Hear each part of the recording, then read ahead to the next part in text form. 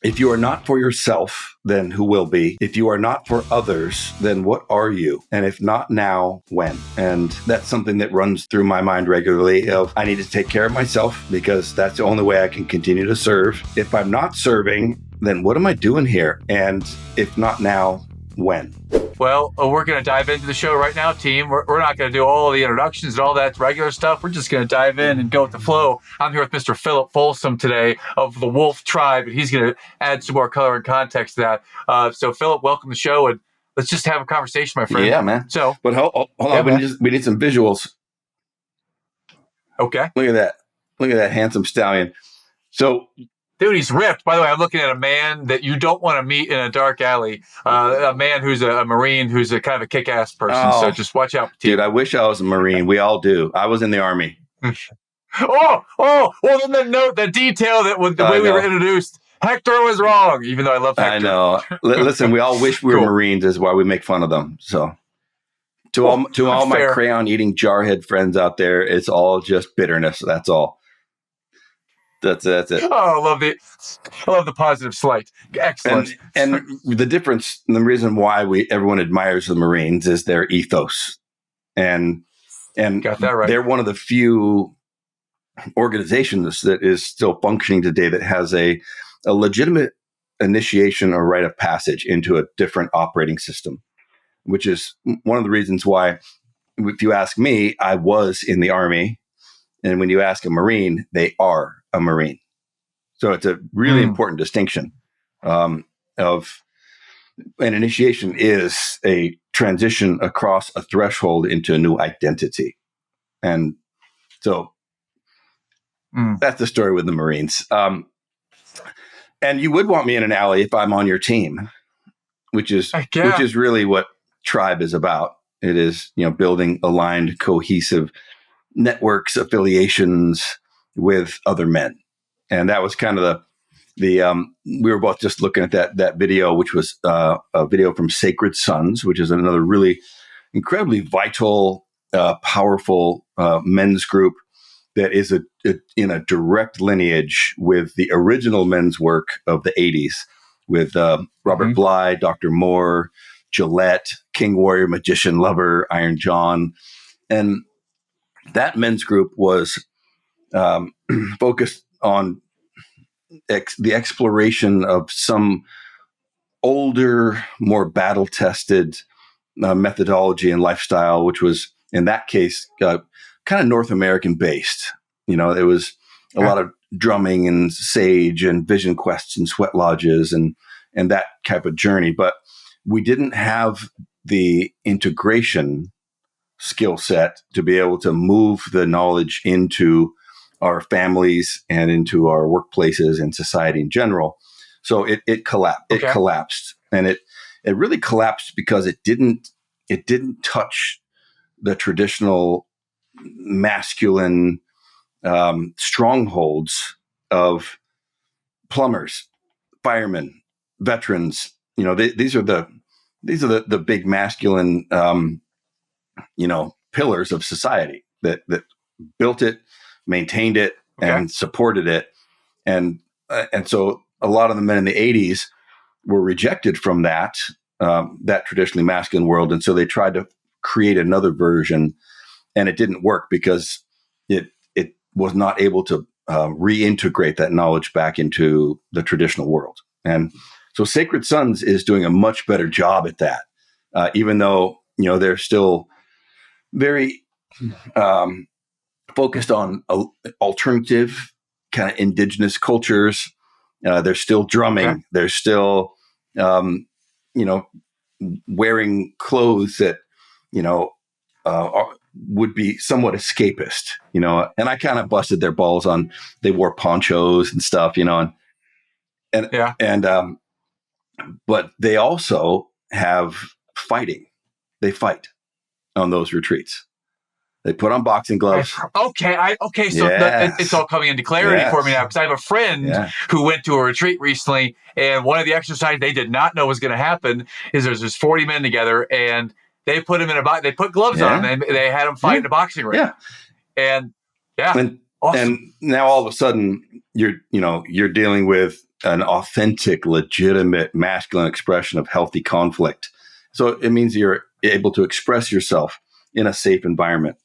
And because of that pivot that they had with their ethos or their brand or their values, it did start attracting a lot of veterans and a lot of more traditionally masculine men, which is why they're getting a lot of efficacy in their work.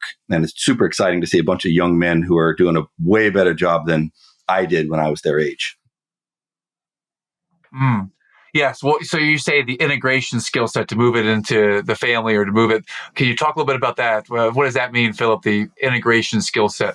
Well, integration is the application of the knowledge that you're gathering. And all of these quests that were going on, which is either personal growth workshops or retreats or books or digital products, they don't mean anything until you actually apply them in the real world. And that's the classic hero's journey is, the hero has to leave the known world and enter some special journey into the unknown where they basically have to face a dragon, which is themselves. And there's a transformation that happens. And in that transformation, we explore a lot of various things. One of them is that we resurrect our father from the underworld. We redeem him. He's no longer the villain in the story, because otherwise we risk becoming him. And that's kind of a core masculine phase of the hero's journey. But the whole arc of that process is bringing that new information, identity, vitality back to the real world. Otherwise, it just stays in that unknown or magical or special world. And that's the important part, is bringing that treasure home, which is the reintegration of it so that you're a better father, you're a better boss, you're a better husband. And so that's the important part. And integration plays into, back to the military conversation. That's really what we send our warriors out to do, is they're going out on some heroic journey to do the job that most people are not willing or able to do. And we have to reintegrate them back into society. And if we don't do that, then we lose them. And this is a core wound in our current society today, where since 9/11, we've lost 8,000 soldiers to combat. And in the same period of time, we've lost 150,000 to suicide. So there's this big catastrophic wound in society that, for traditionally masculine men doing masculine roles, we're not reintegrating them back home with resiliency and learning from them. And that's a key aspect of masculinity. Yeah, when you say this, what comes to mind, and it almost infuriates me to think about, my father was a veteran, grandfather a veteran, other grandfather veteran, and I chose not to go that path. I have a high degree of respect for all veterans, and that is not a picture that's being painted in American society nowadays as something that's a very positive thing. In fact, it can be downright negative to have this masculinity. Like, masculinity is almost like a negative word now, which is ridiculous to me, because we need masculinity, to further our society, rather than all cater to this uniform, like no gender thing where we're all just robots. And it's not right to be strong. I don't like any of that new stuff. Now, I'm not saying I approve of certain things that might be called toxic masculinity, but certainly there is a masculine, and it can be powerful, and let's celebrate that and welcome it. So you get me fired up. You're the expert on this. That's my 2 cents. So it gets me fired up a little bit. You're spot on. There's never been a culture, and I've studied a lot of indigenous cultures, in particularly around warrior reintegration, which is kind of my wheelhouse. And strength has always been a core tenet of masculinity. There is no culture that did not prize that as being a central pillar of what the tribe requires for them to thrive. We need men to do certain functions in our society. And to dismiss that is to pull down those pillars that have both made and maintained our very world. So, it is not politically correct, but it is not untrue to say that men built the world. And I mean, that's just an irrefutable fact if you have any sort of critical thinking and historical overview of our timeline. Is men built the world. We invented the things. We did all of that. We've also destroyed it. So we can take an equal amount of blame for the destruction, because, when you have the steering wheel, you got to own all of it. You own the glory. That's and right. You own the darkness. And so I love you for saying that you can say you got to own it all. And that's one of my things that I would judge a character of a human being by, are they willing to own it? The good and the bad, whatever it is. I like that you can own both sides of the coin. So I immediate respect for saying that. So please continue. So the big part is, back to the hero's journey, is at some point in the abyss or the ordeal, it's the dark night of the soul. Then we do go into that cave we fear to enter that contains the treasure we seek, Joseph Campbell. And that's really that is the darkness in men, and it's there. And the redemption of that is really it's the resurrection of us, as what we're meant to do. There's an absolution involved in that. And I think that society is going through that process, because the pendulum is swinging hard back the other direction. And, it's fun to watch it. There's a lot of people who have gone bananas over, the world is crumbling, and the world has always been crumbling. There's not a generation that has not bemoaned the lack of masculinity of the next generation. And That's right. I don't have it here, but I just reread the Hagakure, which is an old samurai text written by an old samurai who was forced to retire. And one of the new laws forbade him for committing suicide, which is the most honorable way to exit. And so he was like, well, shit, I just got to write this book now about all of my stories. And it's a fun read, but this is, I think it was written in the 16th century. But, the core of feudal Japan, where basically the samurai are knights having adventures and, on the quest for honor and purifying themselves. And in that book, he bemoans the fact that you cannot find a young man who can do a decent beheading anymore.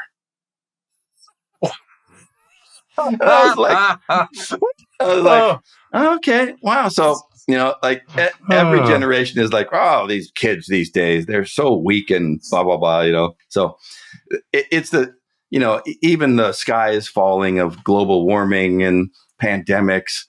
It's like, and I'm 56, and, nobody remembers that the ozone layer was disappearing and we're going to die. And the sea levels are rising, and they're not. It's like, okay, there will be these endless cycles of society's demise, and it causes the pendulum of culture to swing back and forth. And there's tremendous value in that. Like, we get to discover things with that movement. So I'm kind of embracing even this next bananas election, which is happening. It's like absolute bananas. It's a great show. Like, we're watching like an adolescent culture sort itself out. And I think that we're resilient. I think that we're hopeful, dare I say optimistic. And yes, you may. Yes. Always. Eternally optimistic. Because the world needs people like us to right that ship and be the sex or set the tone, for when everyone else goes bananas. I bet you there's a lot more of us out there that are quiet, they're just watching, than the crazies you see on extreme ends trying to fight for attention. There's a lot more that are in the middle or that have a strong belief system. It's just, I don't need to contribute to this mass chaos over here. I'll just get my tribe and build them and help them. Yeah, some of the movement is refocusing on a smaller view, and that is happening. technology and communication platforms have pushed us out to trying to deal with global situations and giant nation states and all of, and it's not something that is even in our genetic blueprint to have to deal with things larger than 150 people. That's an anthropologist called Dunbar's number. It's the amount of people that you can manage and deal with and maintain an intimate relationship with. And that's our top end as human beings, is that our tribes stop at 150. And for most men, it's way less than that. So to deal with 150,000, 150 million, it's no longer even in our sphere of kind of control. And so I see a lot of men pulling inwards to, let's get my own house in order. Let me get myself in order. That's the kind of make your bed in the morning analogy with Jordan Peterson and the military. Let me get my company culture together. Let me get, this small scale work done, because that's my sphere of control. And that's really where the work is going to happen. If we all start doing that work, then collectively, we save the world. So where might one start? They hear us talking right now and they agree and they buy into what we're talking about. And how do I start? I feel like all these outside things are seducing me. I think this in my mind. I don't talk about it with people because I don't want to seem weak. And I'm interested. How do I start to get my own self in order first and secure my own oxygen mask, if you will? Where's a place to start for a man that is interested in what we're talking about, Philip? I'll start this with a quote by Joseph Campbell. And Joseph Campbell he's central in men's work. He's the one that coined the term the monomyth or hero's journey. Like he's a big player. He's kind of the next generation of Carl Jung. We got Carl Jung, Campbell, Jordan Peterson. Like these are some significant thinkers. And so Campbell referred to the hero's journey not as a quest to save the world, but a quest to save yourself. But in the process of saving yourself, you end up saving the world because the influence of vital people vitalizes. And that's where we need to start, is get your own house in order. Make sure that, you've locked down a morning ritual. Start establishing, in the book of Exodus and in the Old Testament, when the Jews are finally liberated from tyranny and slavery, they don't get to the promised land. They have to go through the desert. And to get through the desert, you need to follow a pillar of smoke by day and fire by night, and you need commandments. And that's a metaphor for, do you have a vision for yourself? Does your family have a vision for the future that is aspirational and optimistic? Do you have a set of core values and principles and an ethos that you navigate the journey through this trackless world we're living in? And without those two things, we're really lost. And so, making sure that, you have done that work around. So what is my vision for myself, my vision for my family, my vision for my smaller company? And then what are these values that drive our decision making so that we can effectively navigate that journey? And this is the core foundation of alignment on which you build a tribe. It's what or a work team or a family. And shameless plug, if I may. No shame, man. Let's see it. Yeah. So this is my new book, Team to Tribe. And we have to start here at alignment. And so basically what I'm sharing is those are two of the three foundations of alignment you need if you want to create a family that works well or a company that works well. So that's the vision for yourself, the family, your company, and then the core principles that have your ethos installed. That's alignment. Okay. And then the last pillar of alignment is Do you have transparency of the missions that you're working on, which drive collaboration, reciprocity, celebration? And all of this work makes us feel like we're part of something that is larger than ourselves. And this is the solution to all of the problems that society is facing of a lack of belonging, which has crippled our resiliency. And it also has crippled our ability to be sustainably successful.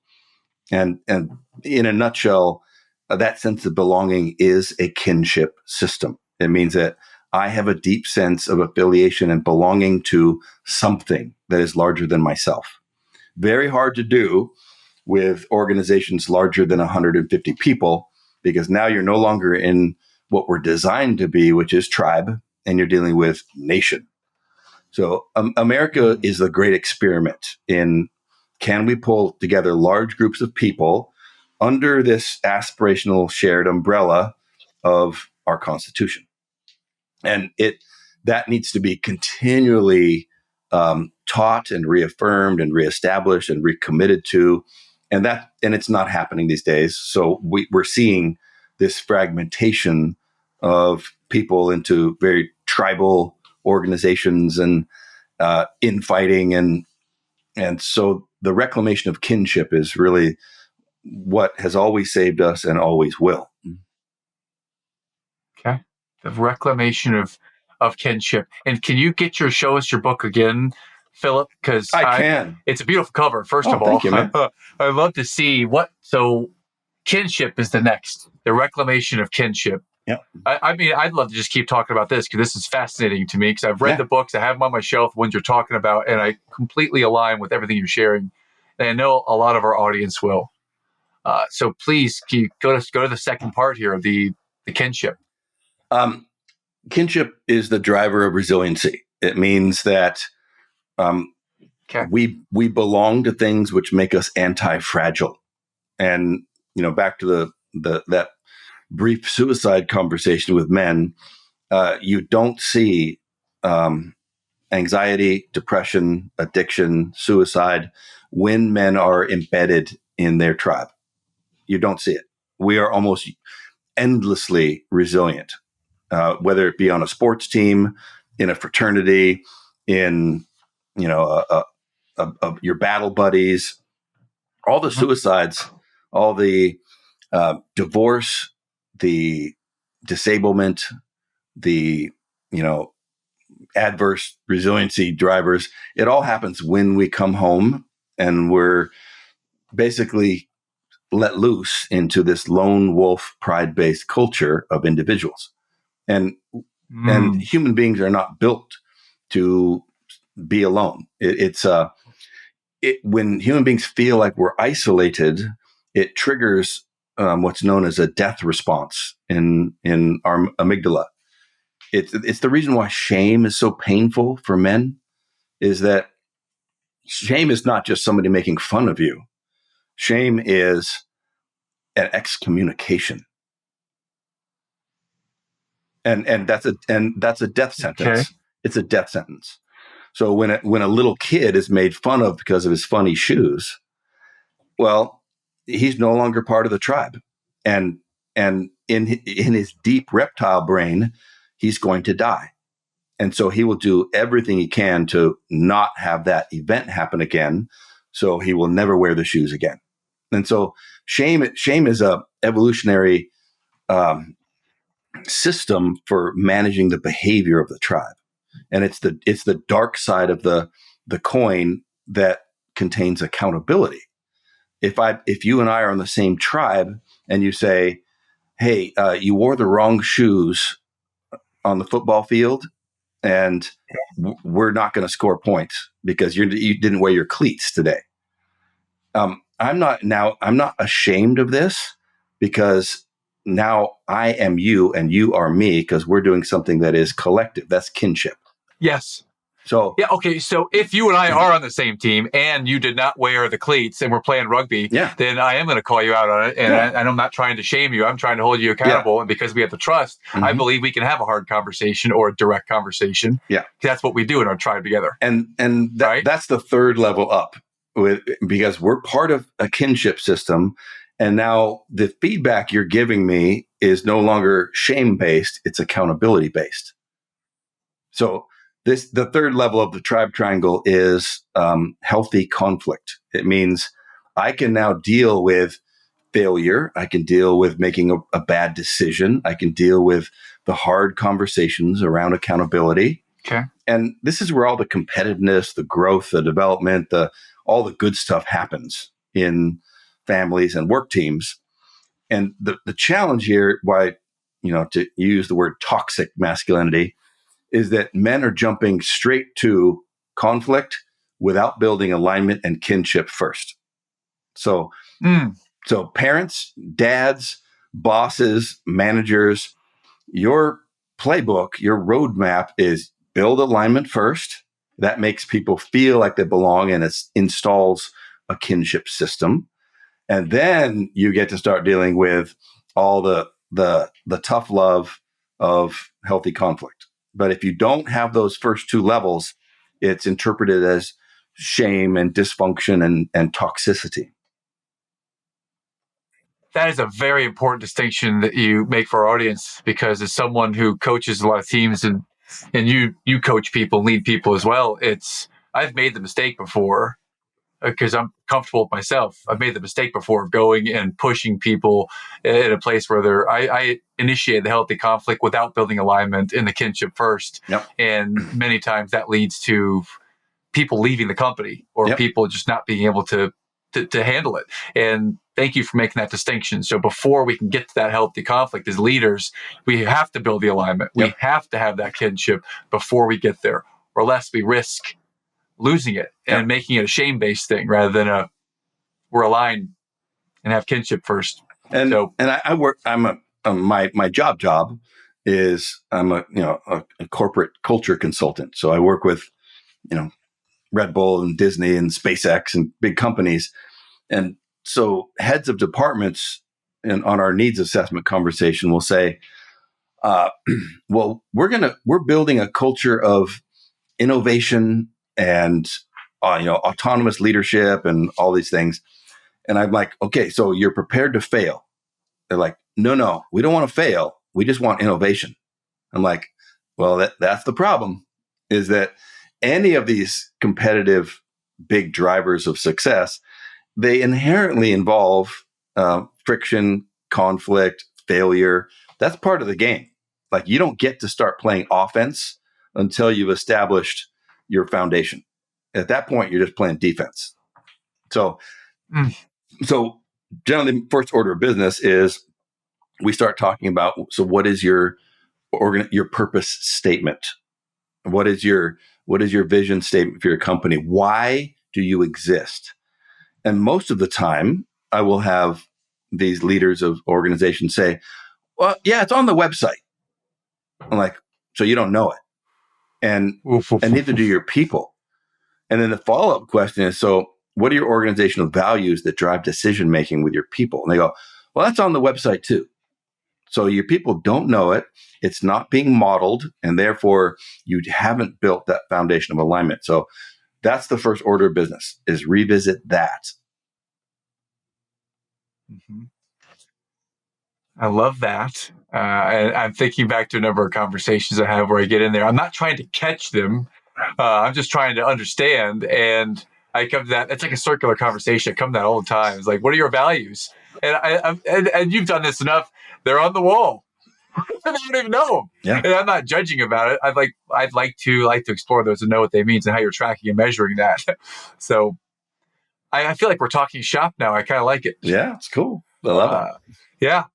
Yeah. Well, can you share with me an experience you may have had, like the first time you're with a client and this comes up, that the people say, "Well, we say it, but we're not really living it. They don't really mean anything to us."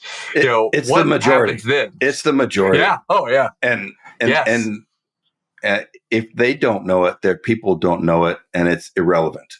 And so revisiting that is the kind of granular work of leadership, is to take a look at And I try to make it as clear for them as possible. Really, what your purpose or vision statement is: why do you exist? So that's the first question. Why does your family exist? Why does your company exist? And usually, there's a initial answer, which is, we're here to make money. I'm like, okay, true. Why do you need to make money? And if you follow that, in Japan, they call it the 5 whys. If you ask why to 5 answers, you get down to something that is fairly foundational. And so at some point, that why comes down to service. We're here, even if you're not in a sexy industry, it's serving other people with something. It might be serving the fact that you're creating a paycheck for families. You're sending kids to school. It gets down to the service of other people, and that should be a diamond that is crystallized, that everyone knows it, and it also becomes almost a slogan or a brand statement. Doing a lot of work with Disney these days, and everybody knows what Disney is. Disney's the source of magic for children, and it's the happiest place on earth. We all know it. That's why they exist. Now, obviously, they're there to make money and to entertain and to do a bunch of other things, but at its very core, it's the happiest place on earth. And so, getting that vision statement down, you can always fall back to it as, okay, this is our North Star. And it's one of the reasons why they're struggling with their theatrical releases these days, is they've lost alignment with that North Star. They've lost that broad statement of, we're creating magic and happiness for children, families. So that why is really what your purpose is. And then your how is your values, because values drive decision making. That's how values work. Is people always make their best decisions. Is kind of an economics axiom in the study of economics. Is human beings always make their best decisions based on their values. And if their value is pleasure, then they're going to eat poorly and watch junky shit. So that, people are always going to make their best decision based on whatever their loudest operating value is. So if you want your people in your family or work team to be making more exalted, purpose-driven decisions, you have to craft and establish and model and maintain those particular values. And that takes a lot of work. It's what sports teams do every season. Is they take a bunch of lone wolf athletes who all want what they want, and you have to replace that current operating system with a new operating system of a collective vision of that's aspirational, right? It's winning a trophy at the end of the year, and replace their initial individual values with shared values. So that is the initiation process for men. Is we are initiated into a new way of being, which involves something larger than ourselves and a new set of behavior driven by shared values. I'm going to take a pause for a second here, Philip, because you said something that really caught my attention, and I'm curious about this because the idea of loudest operating value is driving you. Now, I'm clear on mine now. You're clear on yours now. Can you take us back in time with your relationship with this idea of loudest operating value? Because the man that's teaching us right now, Philip Folsom, I imagine that he wasn't always the person that can get on stage and help people find alignment and kinship and work through healthy conflict and own that. So can you talk a little bit about your relationship with your values and how you came to be the man you are today? Oh boy, that's a kettle of fish right there. Yeah, I'm looking to hear kind of the from and the to. Yeah. Because right now I will follow you, brother. I love what you're sharing, and it's inspirational. Great. And I'm sure that others out there will find that. When were you the lone wolf, seeking that value, the one that you now can lead us to? Well, I'll start with just last month, my family and I got together and we did our yearly kind of, alignment foundation work. And this is something that I would encourage all the men watching to do. So do this yourself. And then if you're part of a family, do this with them. And you're going to get a lot of eye rolls, and your people are going to have to put their phones down, and it'll take you half an hour. But it may be the most valuable half an hour that you spend at dinner is actually having this conversation of, so why does my family exist? And that's a big philosophical question, but it's the lighthouse that gets you through the storms. And so, and this actually came from my wife. This year's, vision statement. She said, "We exist to live life so well that it serves as an example of what is possible." Jeez! Oh my gosh! I know. Wow! What an amazing woman! I know. Yeah. And wow. I was like, "Damn, honey." Like, yeah, that's the most exalted, aspirational North Star that I could live my life this year is I'm going to live it so well that it serves as an example of what is possible for other people. And our values were fairly solid before that, but and I would propose that you take it down to 3 core values, because humans can remember 3 things very easily. When as soon as you have 10 core values, unless you have some sexy acronym, then you're not going to remember it. So, at least for the Folsoms, growth is central to us. Is that we're constantly striving for being better. The function of growth is it allows us to be able to serve. So growth and service, and then honor is one of those, and that was one that actually came from my daughter. That was an honorable behavior. So growth, service, and honor was what we landed on this year, and those, if we live our lives based on those principles, then we will be living a life that is so good that it does serve as an example of what's possible. In the beginning of my career, I wouldn't have been able to do any of those things. So I wanted to at least get, kind of give you the as is, and then say, when I was, in my early 20s, and I was, a raging alcoholic, flaky, late, insignificant, depressed, sorting through all of the malaise of contemporary culture, which most men are struggling with. I mean, this is a fairly universal thing for most men, is that we're dealing with anxiety, depression, addiction. It's here.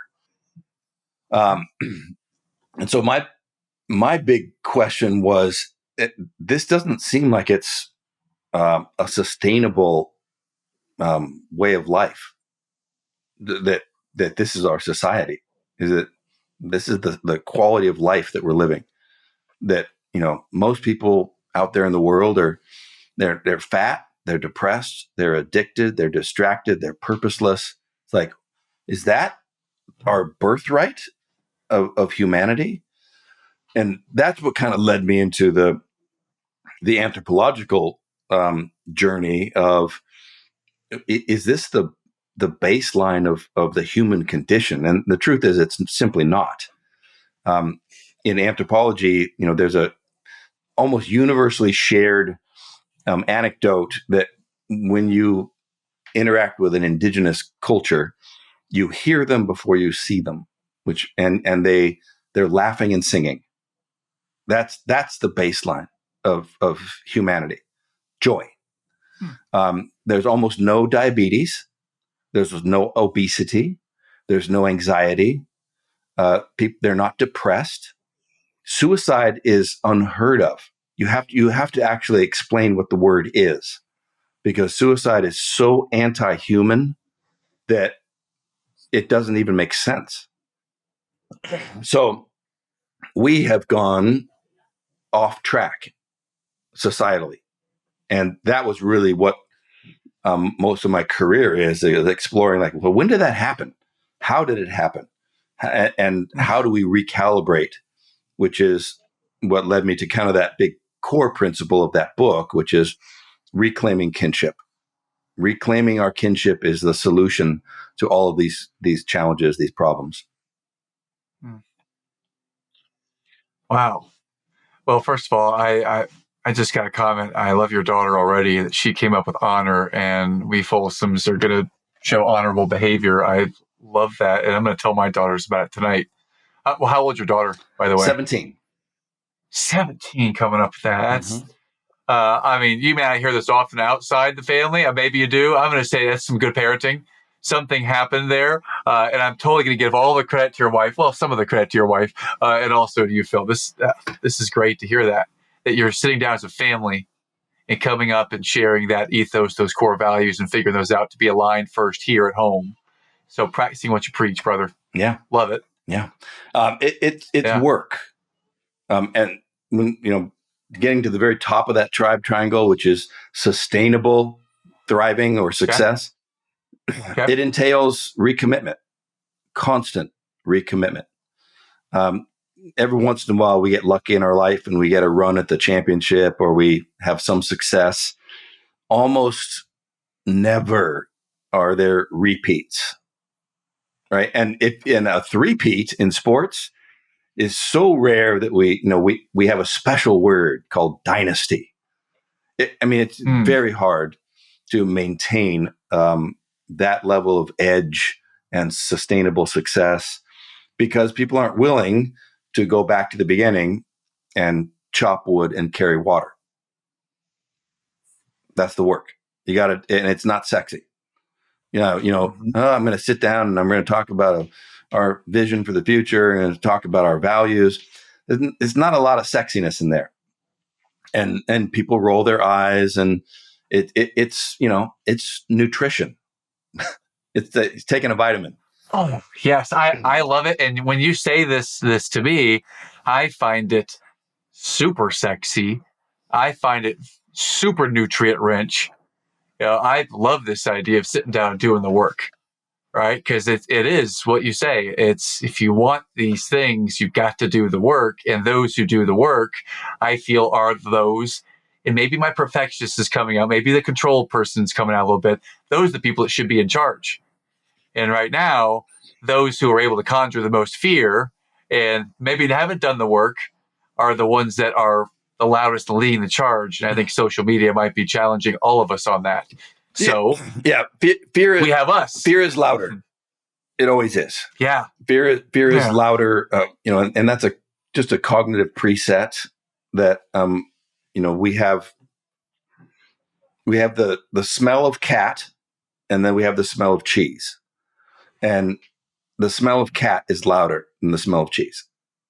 And we have a cognitive bias because we have a long history of being eaten by cats or whatever else predated us. So we'll always do those things to, you get one bad review, right? And that's the one you focus on, not the 10 glowing reviews. You get, that one troll who says the shitty thing. It's like, that one. It's like, why is it so weighted? And it's because of what you said, fear is louder. And so we have to take that into account.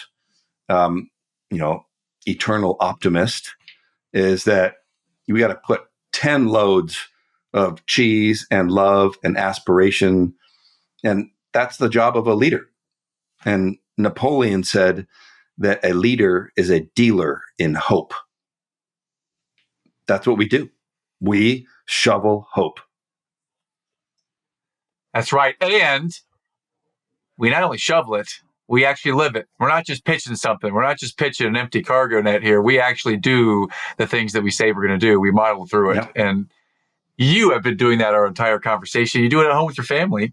And so I'm curious. We're at the top now. The top is, what was the top of it? It was sustainability. Yep. And it's the constant recommitment. Yep. So one thing I want to touch on, you hit earlier, you talked about a constant commitment to like a morning routine, for example, or having something that is consistent, constant, that is your version of doing the work. So what's your version, Philip, of doing the work and having your routines or the things you do that help you to stay in that place? Because I'm just going to say, I find you to be someone I will follow. I find you to be a leader. I find you to be someone who's practicing what you preach, and you're speaking from experience. And that's what I respect, is the person who's doing it, not just saying it. So you're doing it, you're saying it and doing it. So what are some of the things that you're not only saying, but you're doing? Well, nobody's really listening to you. Your kids, your employees, even the audience right now, they're watching. They're not listening, they're watching. And so our lives are evidence of our efficacy. And if I'm not authentically doing it, then not only am I a fraud, but I'm not successful. So the moment that we transition across that threshold into radical ownership and responsibility and becoming the hero of our own story, you can't go back. You simply can't. The awakening process is irreversible. So I no longer, since I went public with my sobriety 10 years ago, I no longer can drink. And a lot of that is for me and it's for my family, but it's also for my identity and my reputation, my brand, my honor demands that I live in a certain manner. And That's right. And that could be perceived as being superficial and mercenary, but it is a massive driver of masculinity. Your reputation is what you have. And so, I don't know if you can see this crazy board behind me. That's my. Oh, I see it. I love it. But I mean, it's. What is that? Is that a dinosaur fossil back there? What is that skull I see in the background over there? What is that? This is a dire wolf. A dire wolf? Yeah. Yeah. Good Lord. Yeah. It's huge. Yeah. That's our heritage right there. So awesome. I spend a lot of time on, building guardrails for myself, because we all have, we're all staring into the abyss, and it's very easy. I can pick this thing up and disappear for an hour or a day or a week. So the abyss is there, and if you look into the abyss, that's you. That's the adolescent, shameful, or dark night of the soul that exists in all of us. So, I make sure that I surround myself with men that do not allow me to run for the exits. My exits are guarded. I'm public. I'm transparent. I have surrounded myself with accountability partners, and it is my wife and daughter, but it's also all of the men that I have in my life that I have to behave honorably, because that's the reciprocal nature of our tribe.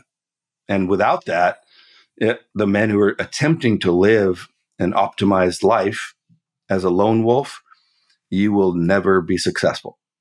It will not work for you, because you're going to get tired. You're going to get burned out. You're going to get distracted. You're going to get addicted. And that's the nature of the lone wolf, is that you're no longer hunting significant big game. You're a scavenger at that point, and you die early.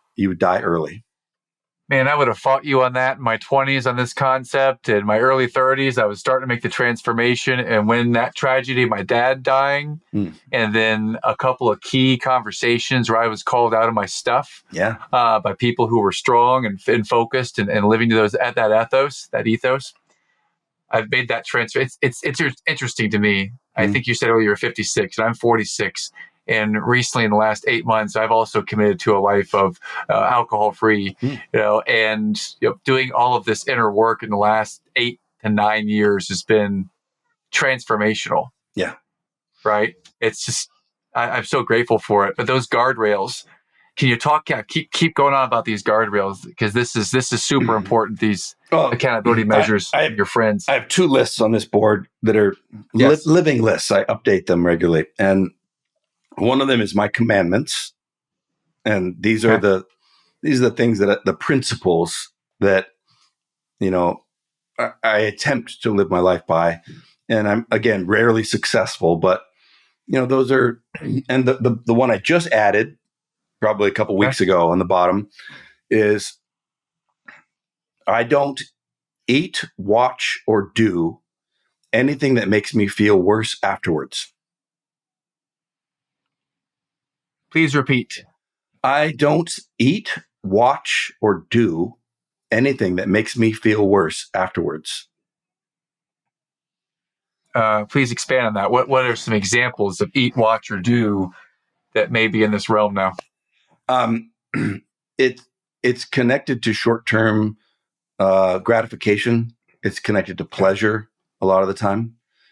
There's echelons or a hierarchy of things that we do that provide positive feedback. Pleasure is the very base of that. And then above pleasure is happiness. And above happiness is significance. And then above significance is meaning. And none of those things are free. Your happiness will cost you pleasure. Your significance will cost you happiness. And those things that I do when I'm pursuing pleasure, doom scroll, beautiful fitness women on Instagram, and then I put my phone down and go, dude, I just spent 20 minutes, and I feel worse afterwards. Like empty afterwards, or just so depleted. Yeah. So that statement of, I'm not going to watch or, working on not eating sugar, I feel worse afterwards. But hey, we're all primates. We love sugar, but that's just pleasure. That's base. So, those things that I would do for pleasure, they make me feel worse afterwards. So that's one of my commandments on that list of I don't watch or eat or do things that make me feel worse afterwards. And obviously there's a kind of a dark theme for a lot of men, which is pornography. That would fall into that. It's rampant these days, and it's becoming normalized. But I run a big men's group, and pornography is a big issue. It's a huge issue. It's destroying lives. It's destroying marriages. It's destroying fitness, spirituality. So that would fall in there. It's so easy now to just dial that up.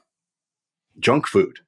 It's every block. You have something delicious that you can eat that makes you feel worse afterwards.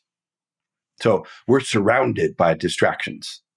And that was one of my commandments that's my guardrail around those things. Now, Philip, what's your relationship with patience or grace for yourself? You find yourself in a moment of maybe it's weakness, or maybe it's whatever you might frame it. How do you forgive yourself or talk to yourself when you're not hitting 100% all the time to every target, every ethos? I never hit that list. And my other list on there is my perfect day. my perfect day is all the things that I should be doing and all the things I should not be doing. And it's probably 20 statements. And I'll hit 1 out of 30 days.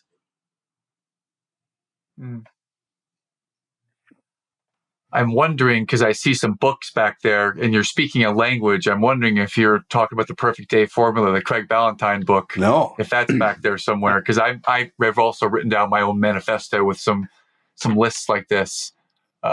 So anyways, please continue. Sorry to distract. So to answer your question, I never, or I rarely hit that perfect day. In fact, I have to build up to, where I'm as close to optimized as I can. And then something throws me off. Like, you can hear my voice is going out. I have a cold, or I'll have an injury, or a holidays will derail me. And then I have to build it up again. So it's, it definitely is a lot of work, and there is some grace in that. But the way I view that is in pride-based lone wolf cultures, we generally will take our losses and then just quickly go to, well, I hope tomorrow's better. We don't actually look at it.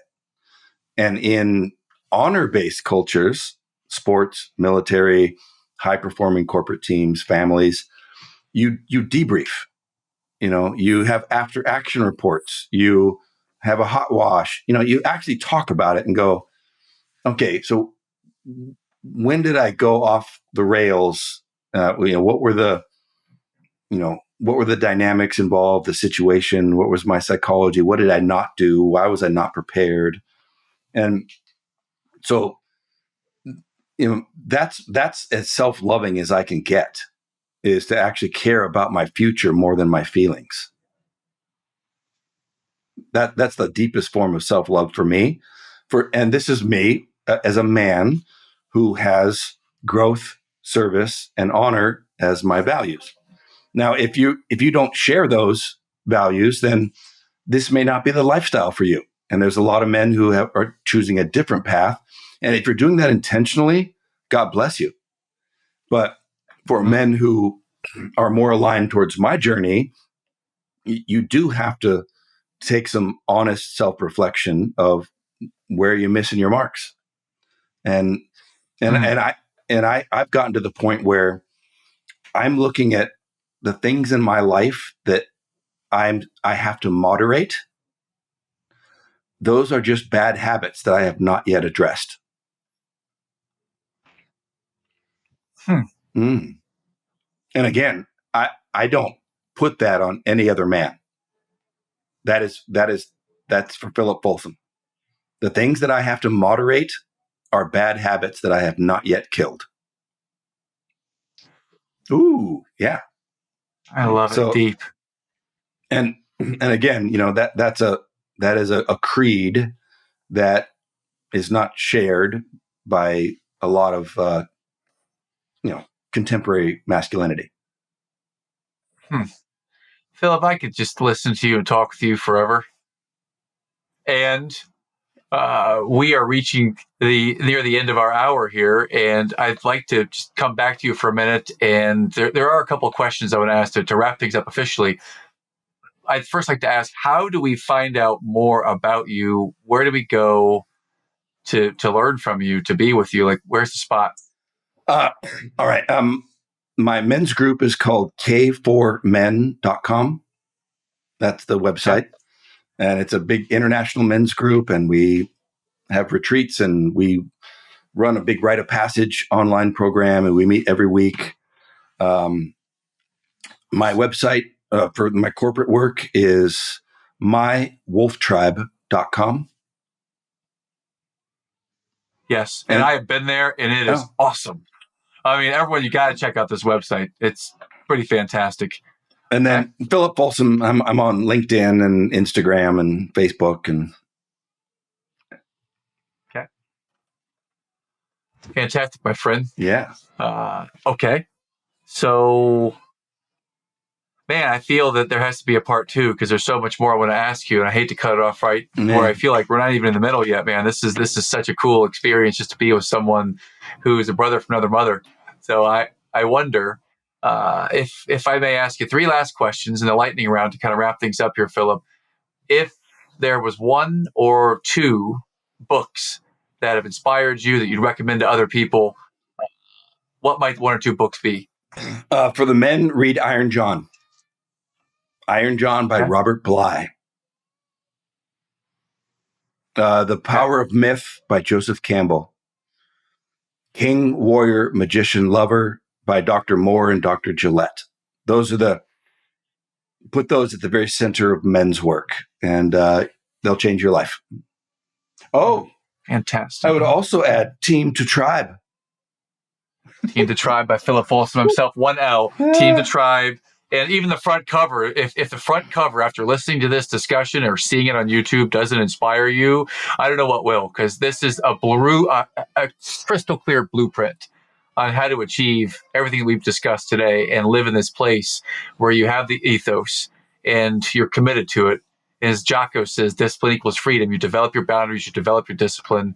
And we have a man we're talking to today, Mr. Philip Folsom, who will help you do that, who is not only just talking it, he does it. And I think he's modeled that brilliantly today. All right. So, and by the way, I'm not kissing your butt.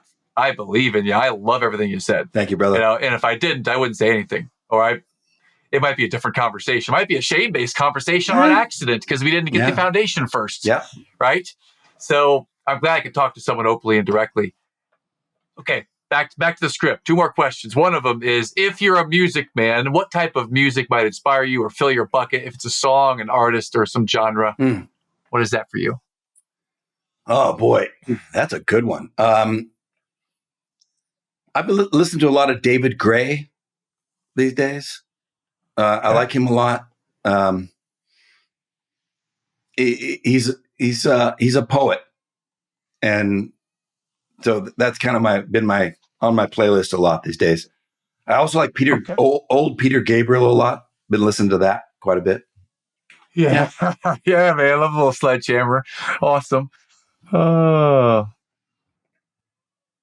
Sledgehammer. Okay, yeah. I've got stuck in Peter Gabriel for a second. My wife and I play Boggle every night, and we like 3 to 6 minute long songs. So you just inspired us. We're going to put a little Peter Gabriel in the Boggle tonight. Yeah. Thank you.